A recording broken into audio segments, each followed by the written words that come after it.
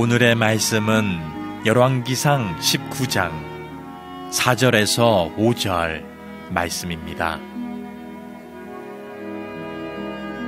자기 자신은 광야로 들어가 하룻길쯤 가서 한 로뎀나무 아래에 앉아서 자기가 죽기를 원하여 이르되, 여호와여 넉넉하오니 지금 내 생명을 거두시옵소서. 나는 내 조상들보다 낫지 못하니이다 하고 로뎀나무 아래에 누워 자더니 천사가 그를 어루만지며 그에게 이르되, 일어나서 먹으라 하는지라. 아멘.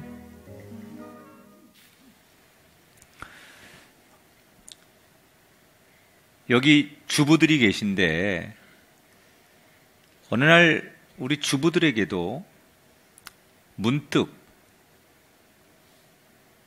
그냥 우두커니 앉아서 내 마음속에 들어오는 이런 생각이 있을 거예요. 이렇게 살아서 뭐하지?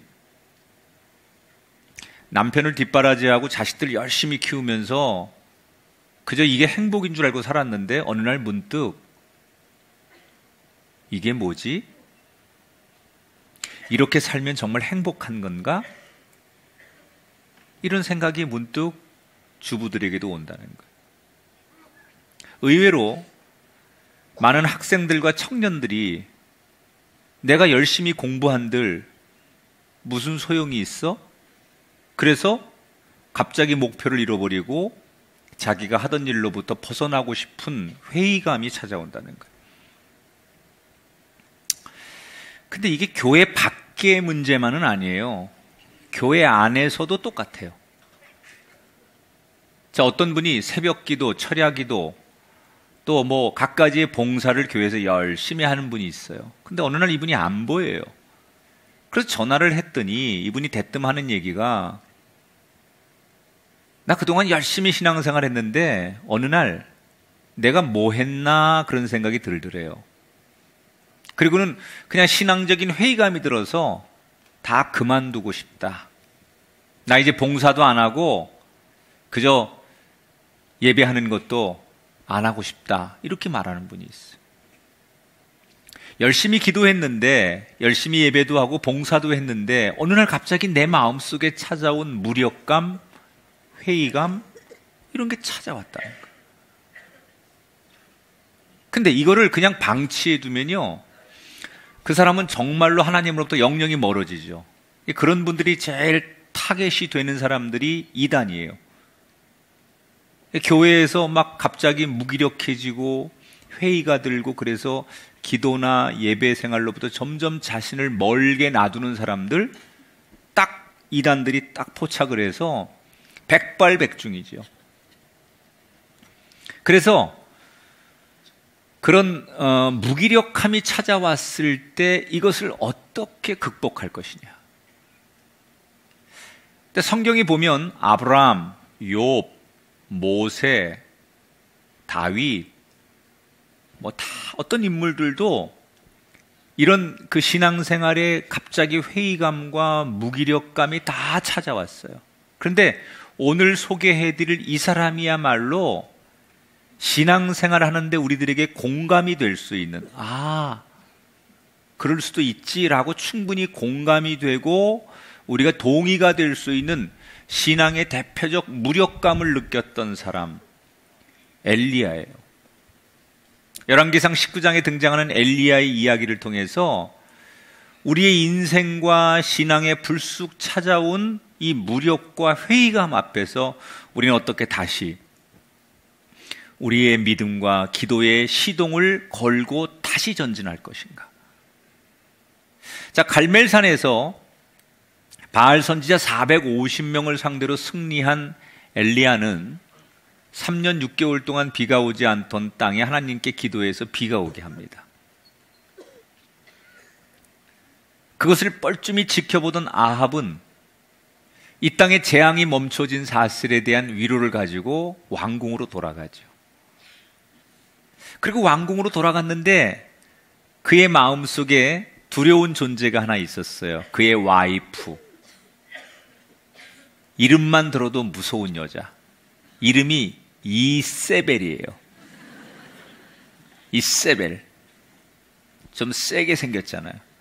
이 이세벨이라고 하는 여자가 아합의 부인인데 가자마자 어떻게 됐냐고 바알 선지자들과 그 엘리야와의 대결이 어떻게 됐냐고 묻습니다.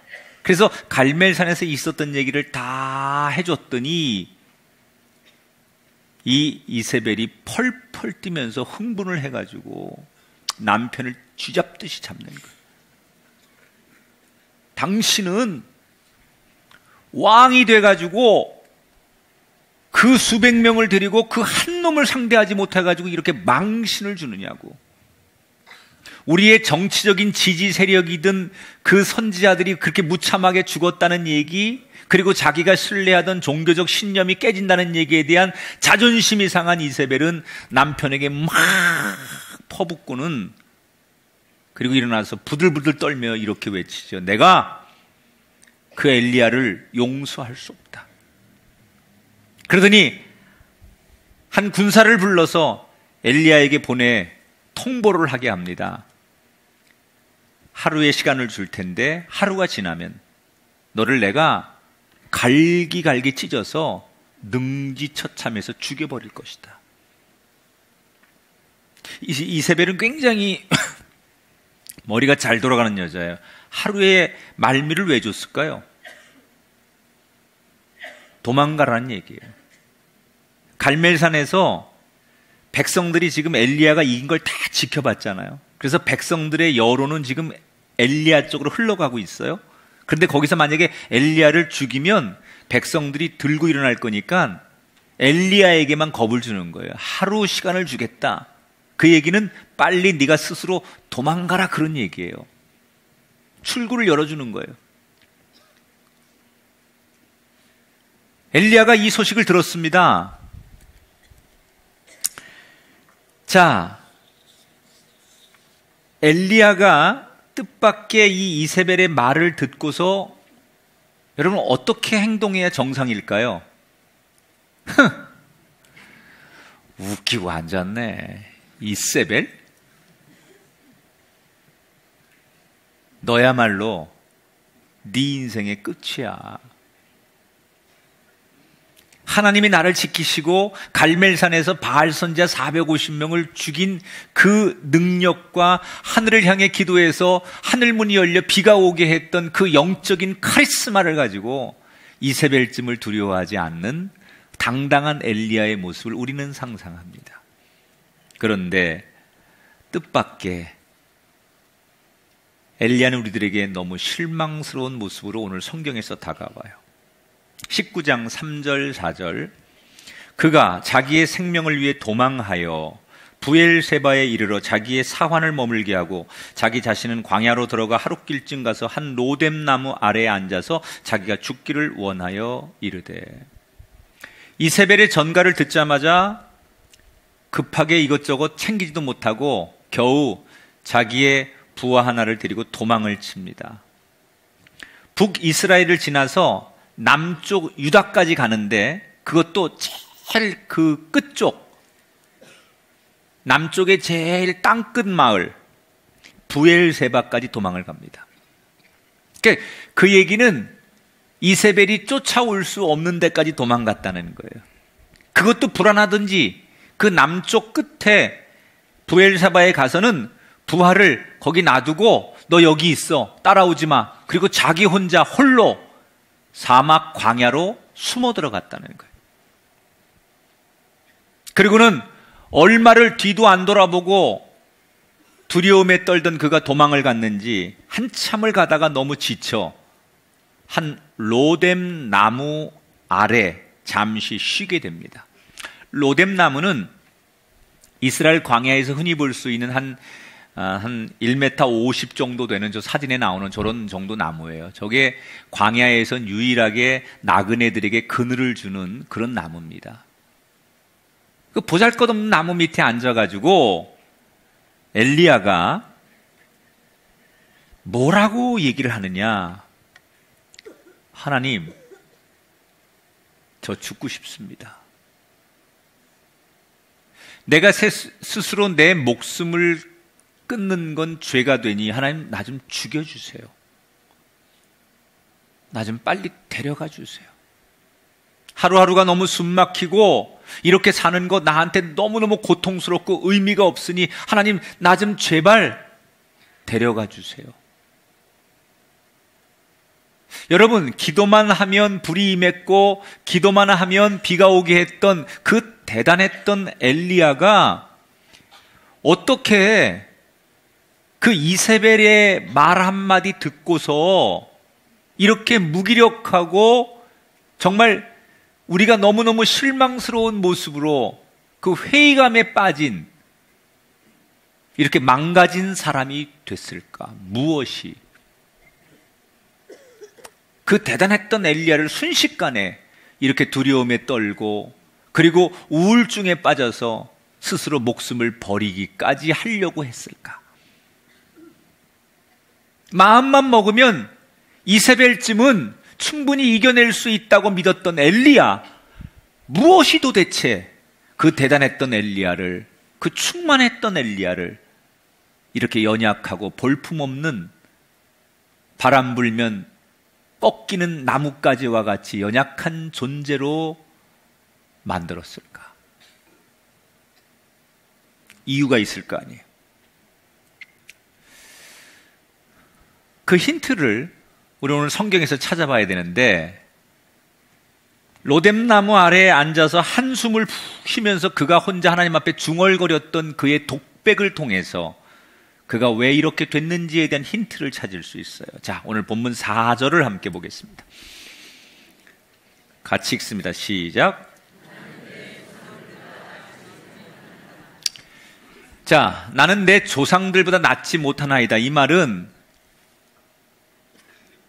자기와 같이 하나님의 일을 하는 자기의 조상들은 다 역사적으로 세상을 바꾸고 역사를 변혁시키고 그리고 하나님의 뜻을 다 이루어냈던 사람들에 비하면 자기는 정말 누구보다도 열심히 기도하고 사역하고 그리고 하나님의 능력을 임어서 일도 했지만 세상에 아무것도 바뀌지 않더라는 거예요. 한마디로 말하면 내가 원하고 바랐던 결과가 아무것도 이루어지지 않았다는 얘기예요. 여러분, 엘리야가 그동안 얼마나 갈멜산에서 자신이 할 수 있는 최선을 다해서 기도했습니까? 그랬더니 하나님께서 그에게 기적도 주셨어요. 사실 엘리야는 지금까지 놀지 않았어요. 최선을 다했어요. 그리고 3년 6개월을 기다렸어요. 이런 광경을 이스라엘 백성들에게 보여주고 아합 왕과 이세벨에게 보여주면 적어도 세상이 바뀔 줄 알았어요. 정말 하나님이 살아계시고 그 하나님을 떠나는 것이 얼마나 재앙이고 헛된 신을 우상을 따르는 게 얼마나 무서운 일인가. 그래서 이세벨도 아합 왕도 이스라엘 백성들도 하나님 앞에 회개하고 돌아오는 그런 대각성 운동이 일어날 줄 알았어요. 그런데 이러한 엘리야의 기대와는 달리 세상은 아무것도 바뀌지 않았어요. 이 정도면 이렇게 3년 6개월 동안 비가 오지 않던 땅에 가물고 그 가물어 메마른 땅에 하나님의 은혜로 비를 허락하시고 그 무당들 450명이 아주 비참하게 죽는 모습을 드라마틱하게 보여주면 사람들 모두가 다 하나님을 두려워할 줄 알았어. 근데 세상은 하나도 안 바뀌는 거예요.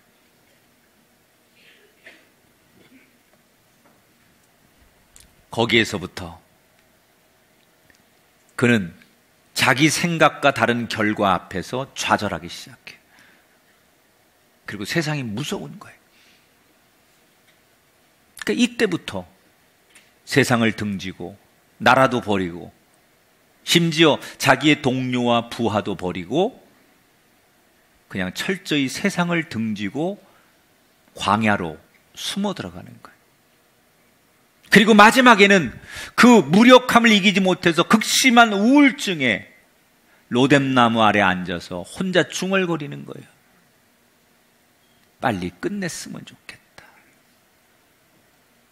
빨리 눈 감고 안 일어났으면 좋겠다. 죽음을 생각하고 죽기 일보 직전까지 엘리야가 갔어요. 그때 그런 엘리야에게 하나님이 찾아오십니다. 그 엘리야, 무기력하고 우울증에 시달려서 죽었으면 좋겠다고 자살을 이야기하는 그 엘리야에게 하나님이 찾아오셔서 그를 일으키십니다. 그러면서 주셨던 말씀이 7절의 말씀이에요. 같이 읽어볼게요. 또다시 와서 어루만짐에 이르되 일어나 먹으라. 내가 갈 길을 다 가지 못할까 하노라. 하나님이 이 엘리야를 책망하거나 책임을 묻지 않으셨어요. 네가 어떻게 이럴 수 있느냐? 너 어떻게 네가 하나님의 종으로서, 내 종으로서, 선지자로서 네가 어떻게 이렇게 무기력할 수 있느냐? 그리고 그를 책망하거나 책임을 묻지 않으시고, 전 여기서 잘 와닿는 말이 어루만지셨다는 거예요. 따라합시다. 어루만지시며. 여러분의 인생에도 하나님의 그 어루만짐이 함께하길 축원합니다. 사람이 언제 행복합니까? 고사리 같은 손이라도 누군가가 와서 나를 어루만질 때. 그런데 그 손이 하나님의 손이에요. 하나님의 손이 가장 이 세상에 아무것도 의지할 수 없는 무기력한 상황에서 나에게 오셔서 너 겨우 이 정도 믿음이었느냐? 너 실망했다. 이렇게 책망하시는 게 아니라 나를 어루만지시며,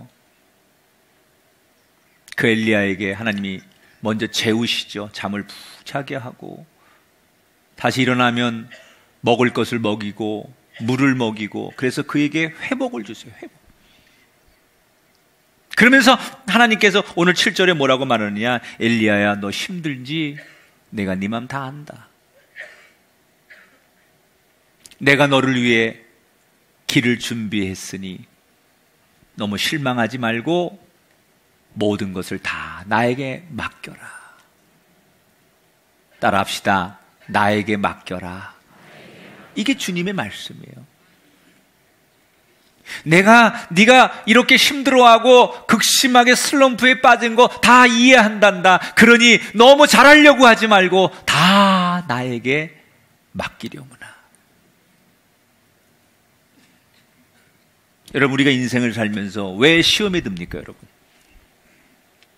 여러분이 가만히 여러분 인생을 돌아보세요. 왜 시험에 빠졌어요? 내가 어떤 걸 지금 기대하고 있는데, 내가 어떤 바라는 소원이 있는데, 그 기대와 소원대로 안 되면 여러분 대개는 그게 실망과 불만이 되는 거예요. 시험이 드는 거예요. 그게 대상이 생기면 배우자에게 실망하는 거고,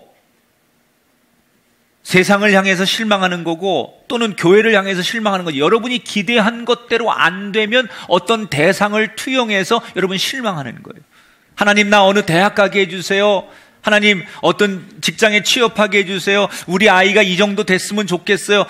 이거 문제 좀 해결해 주세요. 그렇게 여러분이 다 하나님 앞에 기도했는데, 그렇게 열심히 나는 기도하고 하나님 앞에 부르짖었는데 그 기도대로 결과가 이루어지지 않으면 여러분 대개 모든 사람은 좌절함과 낙심이 몰려오게 돼 있어요.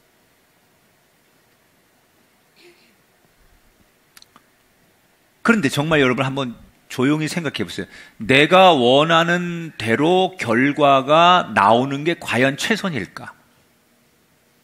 내가 바라는 대로 되는 게 진짜 축복일까?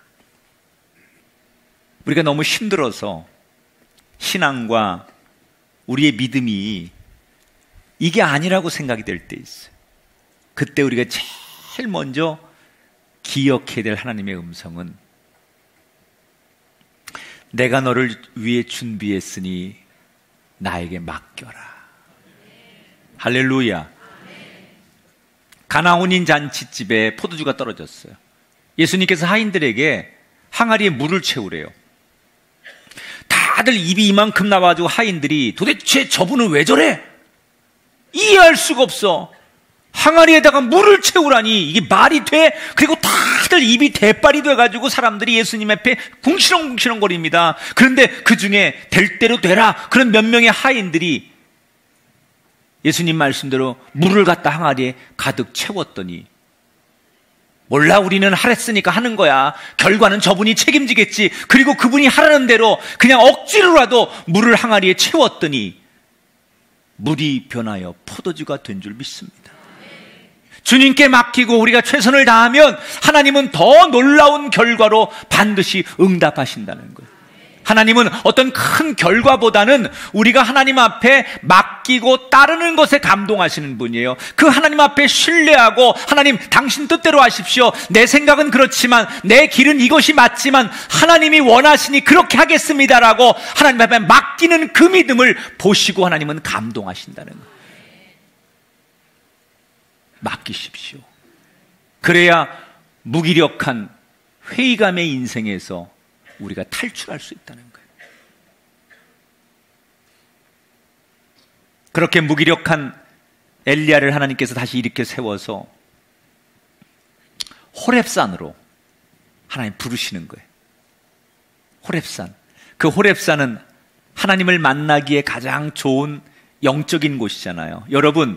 여러분의 인생에 호렙산이 있게 되길 바랍니다. 여러분의 직장이 호렙산이 되길 바라고, 가정이 호렙산이 되길 바라고, 여러분이 예배하는 이 제단이 호렙산이 되길 바랍니다. 거기에 가면 회복할 수 있는 산, 거기에 가면 하나님을 만날 수 있는 산, 나를 하나님이 부르시는 그곳이 호렙산이 돼야 돼요. 그런데 호렙산에 부르시는 그 부름에 이 엘리야가 가지만 여전히 그 마음속에는 불안함, 그리고 무기력함, 이게 완전히 해소가 안 된 거예요. 그 증거가 뭐냐? 성경에는 엘리야가 40일 주야를 걸어서 호렙산에 갔다고 하는데, 사실은 그 광야에서 호렙산까지는 보통 장년이 걸어서 넉넉하면 보름이면 갈 수 있는 거리예요. 근데 왜 40일 걸렸을까요? 이게 즐겁게 가지 않는 거죠. 그냥 마음에 기쁨과 확신이 없으니까 될 대로 되라 이거야. 뭐 가다가 말다 이걸 가야 되나 말아야 되나 꽁시렁 거리면서 하루에도 수가지 생각이, 이거 가야 돼 말아야 돼. 꼭 내 얘기죠. 오늘 교회 가야 돼 말아야 돼. 추운데. 그러니까 40일 걸린 거예요. 그래서 호렙산에 그가 왔습니다. 그런데 하나님께서 호렙산에 온 그를 친히 만지십니다. 여러분, 가장 큰 위로는 하나님이 우리를 만지시는 거예요. 그런데 엘리야는 왜 하나님이 자기를 어루만지시고 자기 편이 되어주는데도 아직도 이렇게 힘든 걸까? 무엇이 도대체 엘리야를 완벽하게 그 슬럼프에서 이겨나지 못하도록 한 걸까? 아직도 왜 그 잔뿌리가 엘리야의 마음속에 무엇이 그렇게 그를 힘들게 붙들고 있는 걸까? 그 두 번째 힌트가 호렙산에서 그가 하나님 앞에 드리는 기도의 독백 속에 나와 있어요. 자, 10절, 14절 두 절의 말씀을 화면을 통해서 큰 소리로 읽어보겠습니다. 시작.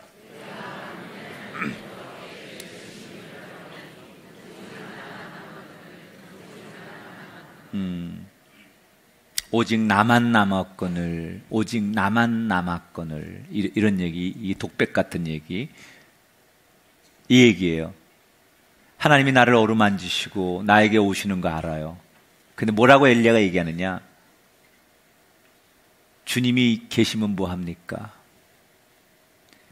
저는 세상에서 늘 혼자입니다. 아무도 내 편이 없습니다. 하나님만 내 편이시고 세상 모두 나를 위로해주고 이해해주는 사람이 없습니다.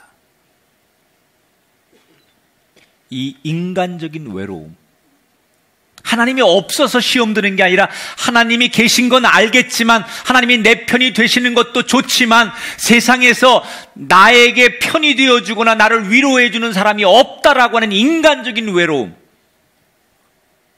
그것 때문에 엘리야는 슬럼프에 빠진 거예요. 그 엘리야를 하나님께서 어떻게 일으키시느냐. 엘리야를 동굴 밖으로 나오게 하세요. 그리고 엘리야에게 체험을 주시는 거예요. 강력한 바람, 지진, 큰 불이 나게 하셔서 엘리야가 그걸 다 경험하게 해요. 그런데 큰 바람과 지진과 불이 막 자연이 막 흔들릴 것처럼 그렇게 하나님께서 그 역사를 나타내시는데 그 속에서 하나님의 임재를 엘리야가 못 느껴요. 산이 움직일 만한 지진과 바람과 불이 일어나는데 그 속에서 하나님 뭐 이러고 하나님을 느껴야 되는데 엘리야가 하나님을 못 느껴요. 언제 하나님을 느끼느냐 엘리야가. 그렇게 바람과 지진과 불이 지나간 다음에 세미한 음성으로 엘리야를 부르세요. 이 세미한 음성이라는 것은 들릴 듯 말 듯.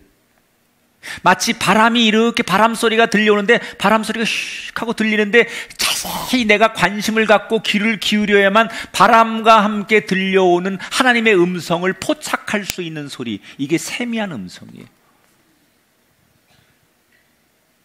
그 음성을 통해서, 그 세미한 음성을 통해서 하나님을 만나요. 여러분, 너무 하나님 앞에 우리는 큰 기적, 엄청난 체험, 진짜 죽다 살아날 만큼 뭐 그런 엄청난 이벤트가 있어야만 하나님이 나를 사랑하시고 하나님이 살아계신 것을 느낀다면 그는 정말 어리석은 영혼이에요. 저 바람처럼 들려오는 그 주님의 음성, 지금도 오늘 이 예배를 통해서, 설교를 통해서, 여러분 찬양하는 이 시간을 통해서 정말 바람처럼 다가오는 세미한 음성, 이 선포되는 말씀을 통해서 들려오는 나를 부르시는 주님의 세미한 음성을 여러분 심령이 들을 수 있게 되기를 주의 이름으로 축원합니다. 별거 아니지만 일상을 통해서, 큰 사건은 아니지만 잔잔한 내 삶을 통해서 내게 오시는 그 주님을 느낄 수 있고 그 주님을 만날 수 있을 때 진짜 회복이 일어나는 거예요. 너무 드라마틱한 사람들은요, 드라마틱하게 넘어져요.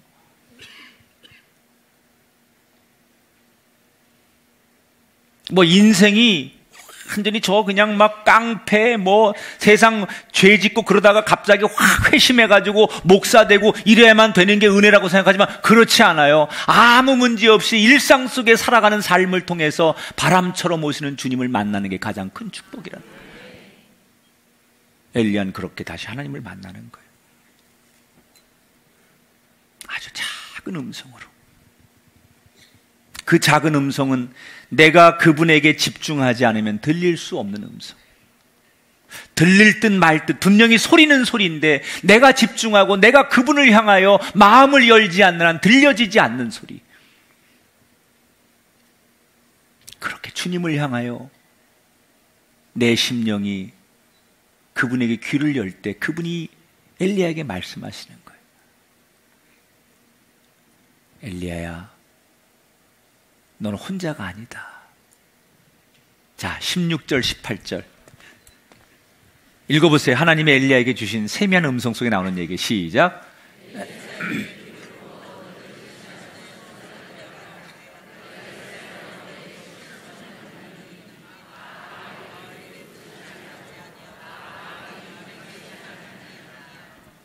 엘리야야,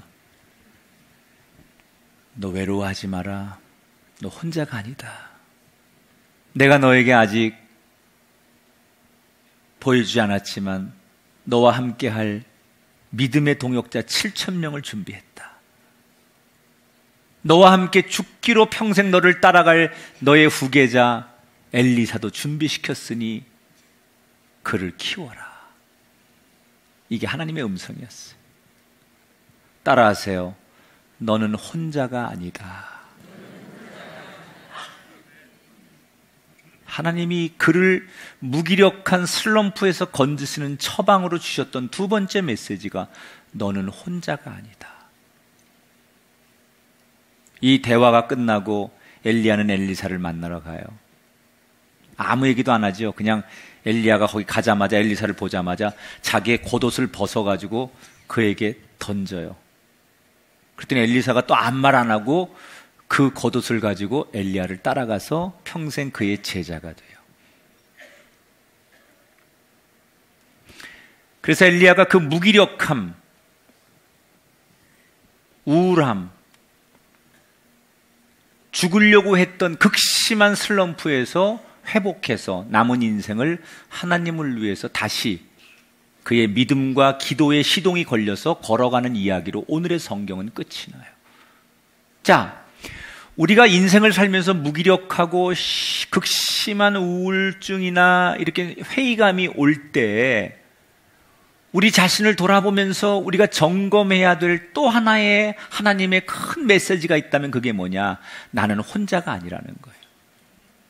혹시 여러분 나는 홀로 아무도 내 편이 없다고 생각되시고 그래서 늘 내 인생의 중년 또는 내 삶의 열심 뒤에 오는 외로움과 공허함 속에서 인생의 허무함을 느낄 때마다 여러분을 향해 주시는 하나님의 또 다른 음성이 준비되어 있어요. 너는 혼자가 아니라는 거예요. 제가 목회를 하면서 많은 고비가 있었어요. 그런데 지금도 순간순간 저에겐 많은 목회의 고비들이 있다고 생각해요. 그걸 다 헤쳐나가는 것이 목회인데 저한테 가장 큰 정말 목회를 그만두고 싶었던 그런 순간순간들이 있었는데 그중에 가장 첫 번째 찾아온 위기가 언제였느냐? 교회를 개척하고 나서요. 여러분 목사가 되려면 신학대학을 4년 공부해야 돼요. 대학원을 2년 내지 3년을 공부해야 돼요. 그리고 개척을 해야 돼요. 그래서 개척을 했는데 교인들이 안 오는 거예요. 내가 기대하는 교회가 있을 거 아니에요? 그런데 교인들이 안 와요. 나는 열심히 안 한 게 아니에요. 아무리 열심히 해도 교인들이 오지 않아요. 부응이 안 되는 거예요. 너무나 초조하고 답답한 거예요. 시간이 가면 갈수록 그 초조함과 답답함이 더 밀려오는데 가슴이 터질 것 같아요. 어느 날은 너무너무 스트레스가 쌓이니까 한밤중에 하나님 앞에 홀로 예배당에서 기도를 하다가 혼자 대성통곡을 하고 우는 거예요. 제가 하나님 이러려면 왜 교회를 세우셨고 이렇게 그저 미자립교회 개척교회로 나를 목회하실 거면 왜 나를 이곳에 보내셨습니까? 나는 이미 그때 하나님 앞에 목회 못하겠다. 이런 목회 난 더 이상 못하겠다. 그래서 개척교회 문 닫을 생각까지 했어요. 얼마를 그렇게 내가 혼자 통곡하며 그렇게 하나님 앞에 기도했는지 몰라요. 애기들이 울다 지쳐가지고 지 스스로 눈물이 다 말라가지고 잠든 애기들의 모습 보셨어요? 내가 아마 그 밤에 그렇게 울다가 새벽녘이 되어서 그냥 그 강대상에 엎드려서 지쳐가지고 잠이 들어버렸습니다. 그런데 잠깐 잠이 든 사이에 꿈을 꾸는데 제 등 뒤로 아주 강한 빛이 쫙 들어오면서 그 우리 교회 개척교회 예배당의 지하교회에 천사들이 가득 들어와 있는 모습이 보이면서 내게 음성이 들리는 거예요. 아들아, 왜 너는 혼자라고 생각하느냐? 네가 예배할 때 지금 네 눈에 보이는 그 많은 천사들이 너와 함께 찬송을 부르고 너와 함께 예배하고 내가 늘 네 예배당에 너가 예배하는 그곳에 함께 했는데 네가 그렇게 찬송 부르고 혼자서 몸부림치며 기도하고 그 조그만 교회에서 예배할 때 내가 얼마나 기뻤는 줄 아느냐? 너는 혼자가 아니야. 그런데 그 꿈에서 깼는데 그게 얼마나 선명하고 소름 돋듯 살아있는 얘기인지 꿈에서 깨어나자마자 제가 다시 대성통곡을 했어요. 그런데 그 대성통곡은 지난 간밤에 울었던 대성통곡하고는 달라요. 이 새벽의 대성통곡은 감사의 통곡이에요. 그때부터 제 목회에 자신감이 생겼어요. 그 누구도 두렵지 않게 됐어요. 그때부터. 그때부터 그 자신감으로 시작해서 지금의 우리 꿈의 교회가 된 거예요. 여러분, 그때 나에게 말씀하셨던 하나님이 지금도 나에게 말씀하십니다. 너는 혼자가 아니다. 혹시 이 자리에 나는 부모님 잘 못 만나고 배우자도 잘 못 만났고 백도 없고 나는 능력도 없어서 늘 혼자라고 고독해하며 스스로 자기 자신을 좌절시키고 낙담하고 자신을 원망하는 분이 계십니까? 그렇다면 오늘 엘리야와 저에게 주셨던 하나님의 음성을 여러분에게 나눕니다. 너는 혼자가 아니다. 앞으로도 너는 절대 혼자가 아니다. 볼지어다 내가 세상 끝날까지 너희와 항상 함께 있으리라. 걱정하지 말아라. 내가 다 준비해 놓았다. 여러분, 이 음성으로 인해서 여러분의 멈췄던 신앙과 기도가 다시 시동을 걸기를 주의 이름으로 축원합니다. 우린 연약하고 우리는 너무나 부족한 사람들이에요. 그래서 저와 여러분은 언제든지 낙심하고 우리가 바라던 대로 되지 않으면 심한 우울증에 빠질 수 있어요. 무력감에 빠질 수 있어요. 그때 우리는 두 가지를 기억해야 돼요. 하나님께 맡겨라. 따라합시다. 하나님께 맡겨라. 따라합시다. 너는 혼자가 아니다. 할렐루야. 이 두 가지의 음성 앞에 무기력하고 모든 것을 내려놓고 지금 이 연말 뜻대로 된 것이 없어서 우울하고 이 연말이 낙심되고 소망이 없는 우리 형제 자매들에게 오늘 주님의 이 세미한 음성을 통해서 다시 일어나 여러분의 멈췄던 믿음과 인생의 열정과 기도가 시동을 거는 거룩한 아침이 되시기를 주님의 이름으로 축원합니다.